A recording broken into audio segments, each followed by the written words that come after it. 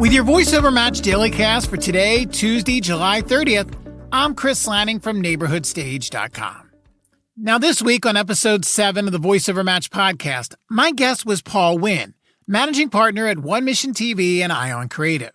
In today's clip from the podcast, I ask him to describe the typical process they follow for their projects. I also ask him from where they source their voiceover talent. For us, we're very, very story driven. Even if we're doing a 30-second or 60-second video, we try to put the story in that video, even if it's really, really quickly. And so because of that, most of our work comes from sort of a documentary style, in that I will go out and record narrations or record the video shots that I want. I'll bring them back in and then sit down and listen to them and write the script after I've shot. There's not many projects that we do these days where we write the script first and then go shoot it. That's our process. I'll shoot it, I'll sit down, I'll write the script, send it off to the client. We do the back and forth with the script because it's a lot easier to edit on quote unquote paper than once you start editing.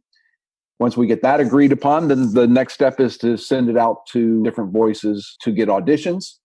I share those auditions with the client and then come back, put it all together, and I send it off to my partner.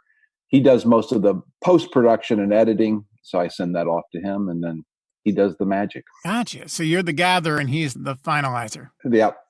Perfect.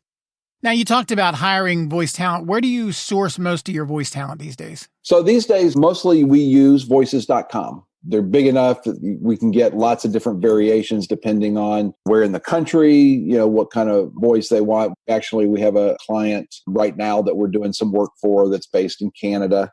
So, they don't want a good Southern Atlanta voice to do their narrations. And voices.com gives you lots of different options from all over the country. And so that's worked real well for us. And then being able to download the auditions and then send a final 3 or 4 off to them makes it easy for us and for the client to know exactly what they're getting. Still to come this week on the VoiceOver Match Dailycast, I asked Paul how he combs through the auditions to find the ones he wants.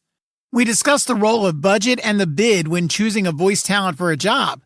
And I asked Paul to give us some red flags he sees in auditions, as well as some other tips and tricks he may offer voiceover talent.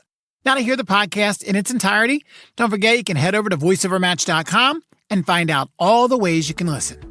With your VoiceOver Match Dailycast for today, I'm Chris Lanning from NeighborhoodStage.com. Have a great day.